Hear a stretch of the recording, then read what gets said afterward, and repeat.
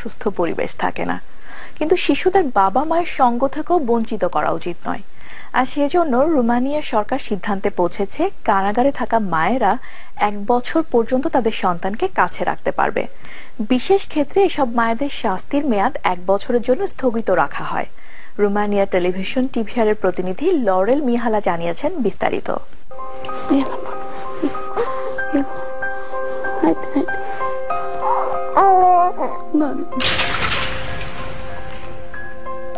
বৈরাম ও লরেডানা তাদের জীবনের প্রথম মাসটি কাটাচ্ছে কারাগারের অভ্যন্তরে। চারপাশের পরিবেশ সম্পর্কে বোঝার মতো বয়স তাদের হয়নি। রোমানিয়ার অন্যান্য সব শিশুর মতো তারাও মুক্ত নাগরিক হিসেবে জন্মগ্রহণ করে, কিন্তু তাদের মায়েরা কারাবন্দী হওয়ায় জীবনের প্রথম বছরটা তাদেরও কারাগারে কাটাতে হবে। আমি জানতাম আমি সন্তান সম্ভবা, কিন্তু আমি আমার শিশুটিকে আত্মীয়দের কাছে দিতে চাইনি। বৈরামের মা বুখারেস্টের পাশে অবস্থিত উচ্চ নিরাপত্তা বেষ্টিত কারাগার রাহবাতে বন্দী। আমার কি করার ছিল? আমার নাতি মাদকাসক্ত, আমি তাকে বেঁধে রেখে সুস্থ করেছিলাম। যে মহিলারা বন্দী হওয়ার সময় গর্ভবতী থাকেন, তাদের গর্ভাবস্থা বা পরবর্তী সময়ে শুশ্রূষার জন্য কারা হাসপাতালে একটি বিশেষ ওয়ার্ড রাখা হয়েছে। রাহবা বন্দী হাসপাতাল রোমানিয়ার একমাত্র হাসপাতাল যেখানে ধাত্রীবিদ্যা ও স্ত্রীরোগ বিদ্যা বিভাগ রয়েছে। লরেডানা তার জীবনের প্রথম 6টি মাস রাহবায় কাটিয়েছে। আমি জানতাম আমি সন্তান সম্ভবা। যখন কারাগারে পাঠানো হয় তখন আমি 3 মাসের গর্ভবতী। লরেডানা তার মায়ের 10ম সন্তান। বাকিরা সবাই কারাগারের বাইরেই জন্মগ্রহণ করেছে। এই জীবনটা খুব কঠিন। অন্যান্য শিশুদের মতো বৈরাম ও লরেডানাও সাধারণ হাসপাতালে জন্মগ্রহণ করেছিল, কিন্তু তাদের মায়েরা শুধু সন্তান জন্মদানের সময়টুকুই কারাগারের বাইরে থাকার অনুমতি পেয়েছিল। শিশুরা সবসময় মুক্ত নাগরিক হিসেবেই জন্মগ্রহণ করে। কোন শিশুর জন্ম সংক্রান্ত অফিসিয়াল কাগজপত্র উল্লেখ থাকে না যে সে কারাগারে জন্ম নিয়েছে বা তার জন্মের সময় তার মা কারাবন্দী ছিল। লরেডানার মাকে আরো অনেক বছর বন্দী থাকতে হবে। আমি ধনী হওয়ার জন্য অপরাধ করিনি, বাড়ি গাড়ি চাইনি, শুধু খাবার কেনার জন্য কিছু টাকা চেয়েছিলাম। আর আজ আমি এখানে। আপনি কি করেছিলেন? মাদক পাচার। সন্তান সম্ভবা বন্দীরা শাস্তি স্থগিত রাখা, কারাগারের বাইরে সন্তান জন্মদান এবং প্রথম বছরটি বাচ্চা নিয়ে নিজ গৃহে থাকার আবেদন করতে পারে। তারপর তাদের অবশ্যই বাকি শাস্তি ভোগের জন্য কারাগারে ফিরে আসতে হয়। আশা করি আমি আবার কারাগারে ফিরে আসার আগে 1টা বছর আমার সন্তানের সাথে বাইরে কাটাতে পারবো। কোন কোন মায়ের আবেদনপত্র ফিরিয়ে দেওয়া হয়, বাকিরা আবেদনই করে না। রোমানিয়ায় শুধুমাত্র নারী বন্দীদের জন্য নির্মিত কারাগার টার্কসোরে প্রত্যেক বন্দী জন্মের প্রথম বছরটা সন্তানকে কাছে রাখতে পারে। 2011-তে এখানে 11টি বাচ্চা জন্মগ্রহণ করে। এর 7 বছর আগে এই সংখ্যাটা ছিল 38। আমাকে আরো 7 মাস টার্কসোরে থাকতে হবে, তারপর আমি আমার বাচ্চাদের কাছে ফিরে যেতে পারবো। বুখারেস্ট থেকে প্রায় 60 কিলোমিটার উত্তরের এই বন্দিশালায় কোস্টেলুস ও ডেনিসা থাকে তাদের মায়েদের সাথে বিশেষ সেলে। যতবারই রায় পুনর্বিবেচনা করা হয়, তাদের মায়েরা আশা করে তারা বাড়ি ফেরার অনুমতি পাবে। সবাইকে না দেখে বেঁচে থাকাটা কঠিন। আপনি কি সারাদিন এখানেই থাকেন? হ্যাঁ, সারাদিন। ডানুসিয়ার 5টি মেয়ে আছে, তবে এটি তার প্রথম পুত্র সন্তান। সবচেয়ে ছোটটা 6 আর সবার বড়টা 17 বছরের। ওর বাবা কি এখন ওকে দেখেছে? না, সে বাসায়, এখান থেকে অনেক দূরে। সে টাকা পাঠায়। ছেলেকে দেখার জন্য সে অস্থির হয়ে আছে। বন্দী হওয়ার সময় ডানুসিয়া জানতো সে সন্তান সম্ভবা। সে ভেবেছিল এই অবস্থা তাকে শাস্তির হাত থেকে বাঁচাবে। আমি জানতাম না গর্ভবতী মেয়েদেরকেও কারাগারে পাঠানো হয়। তাই আমি বাচ্চাটা রাখার সিদ্ধান্ত নেই। আমি ভেবেছিলাম এর সাহায্যে আমি বেঁচে যাব। আমার শাস্তির 1 বছর শেষ হয়েছে, আরো 1 বছর 4 মাস বাকি আছে। কি করেছিলেন? ডাকাতি এবং আনুষঙ্গিক কিছু। কোস্টেলুসের খেলার সাথী ডেনিসারও আরেকটি বোন আছে, কিন্তু কারাগারের বাইরে থাকা ওই মেয়েটি জানে না সত্যিটা কি। আপনারা ওকে বলেছেন যে আপনারা বিদেশে থাকেন? হ্যাঁ, ওদের বাবাও কারাবন্দী। নিকোলেটা মিট্রান টার্কসোরের আরেকজন বন্দী। সে 6 মাসের গর্ভবতী এবং এখনো সে অন্য বন্দীদের সাথেই থাকে।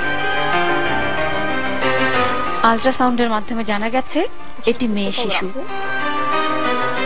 নিকোলেটা এ ধরনের পরিস্থিতিতে আগেও পড়েছে। কারাভোগ করা আর বাচ্চা নেওয়াটা বারবার অনুবর্তন ঘটেছে।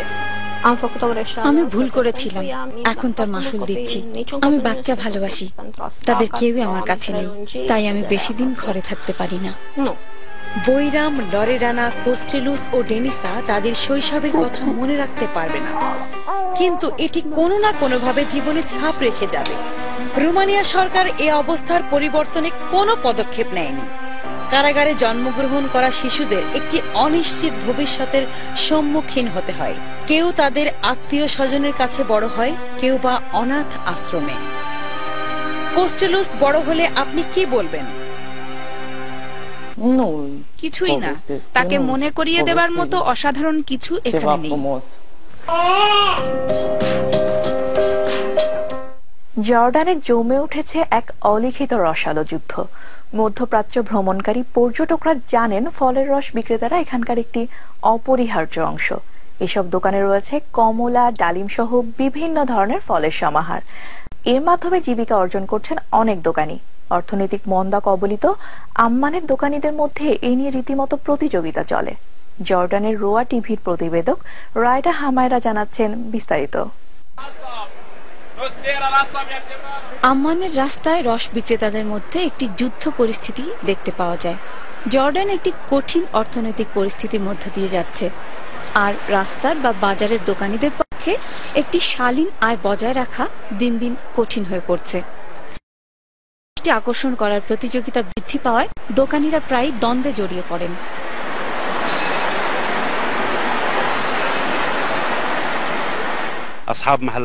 তাদের অবস্থান পরস্পর বিরোধী।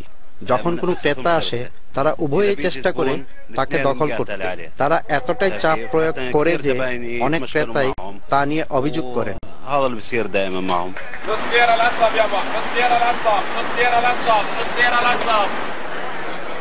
জর্ডানের দোকানীরা প্রায় উচ্চ স্বরে তাদের পণ্যের গুণাগুণ বর্ণনা করতে থাকে। নিজের পণ্যকে প্রতিযোগিতায় তুলে ধরা ক্রেতাদের দৃষ্টি আকর্ষণ করার একটি উপায়। বিনামূল্যে স্বাদ গ্রহণের প্রস্তাব একটি কার্যকর পদ্ধতি। আমাদের কথাবার্তায় মানুষ মজা পায়, কিন্তু এটা ঠিক যে পণ্যের মান ভালো হওয়া খুব প্রয়োজন। বর্তমানে আমাদের দুটির বদলে একটি স্পেশাল ফলের রস দেওয়ার অফার চলছে।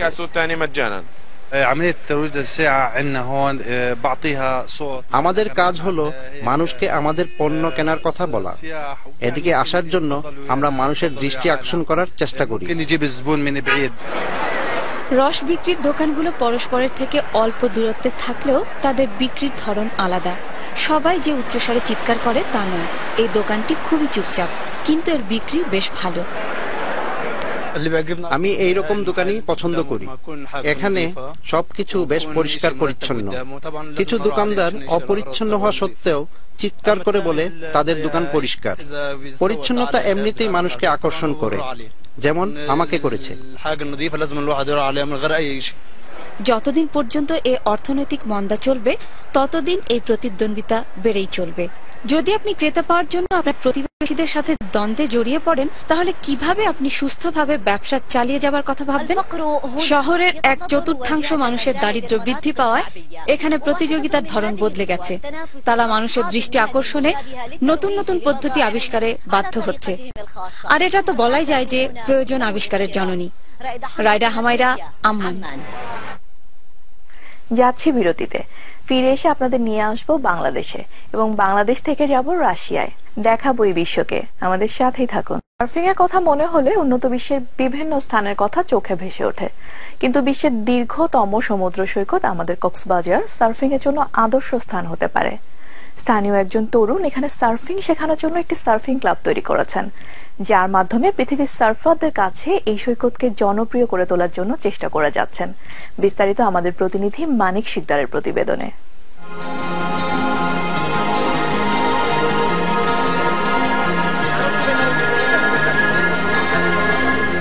বিশ্বের দীর্ঘতম সমুদ্র সৈকত কক্সবাজার।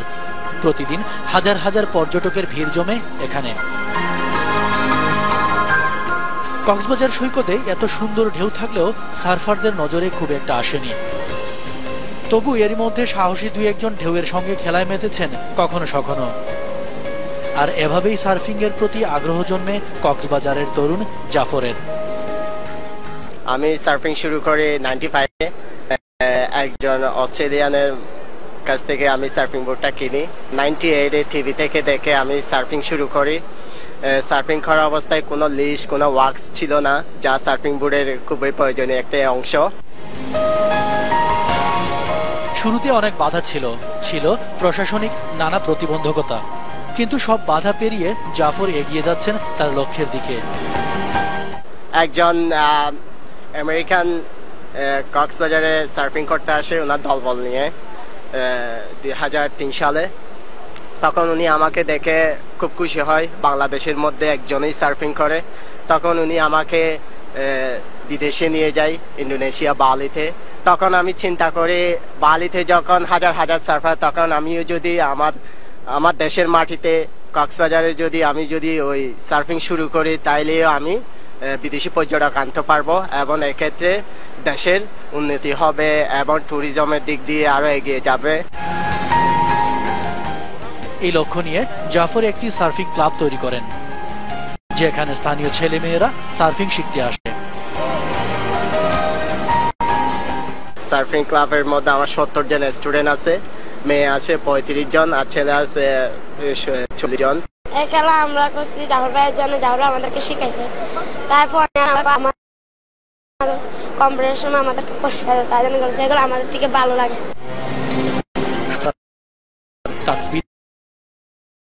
সাগরের ঢেউয়ের সাথে সার্ফিং এ মেতে ওঠেন। As a place to learn surfing, Cox's Bazar is incredible. Like I learned how to surf here thanks to Jaffa, so it is just a fantastic place to learn. So everyone in Dhaka, everyone in Cox, everyone in Chittagong, it's so easy to get here. Get down here and start learning, get in the water. বর্তমানে স্বাধীনভাবে surfing করতে পারলেও আর্থিক সংকট ও স্থানের অভাবে surfing ক্লাবের কার্যক্রম ব্যাহত হচ্ছে। সার্ফিংটা আমরা আমাদের বাংলাদেশে ছড়িয়ে দিতে চাই, তার জন্য আমাদের সরকারের হেল্প দরকার। আর আমাদের একটা ক্লাব দরকার বিচে, যে ক্লাবটার মাধ্যমে আমরা বাইরে থেকে আরো অনেক প্রফেশনাল সার্ফাররা বাংলাদেশে আসার জন্য ইনভাইট করতে পারি। It's the world's longest beach. Great waves, great people, so there's a reason to come. The next thing with tourism, you obviously need to be thinking about how to get there, okay? Making sure that in terms of transport, that there's a reliable airline, reliable bus, and safe transport is the other word. And then when they're here, making sure there's an infrastructure. Government যদি আমাদেরকে সাহায্য করে, তাহলে আমরা কক্সবাজার বিচটাকে এমন ভাবে যে tourist আনবো, যার জন্য আমাদের বাংলাদেশের অনেক বৈদেশিক মুদ্রা আয় হতে পারে।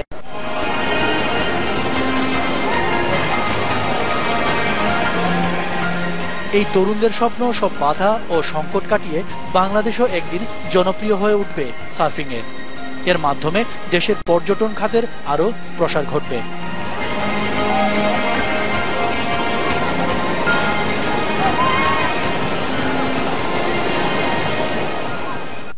রাশিয়ার জাতীয় প্রতীক হলো ভালুক।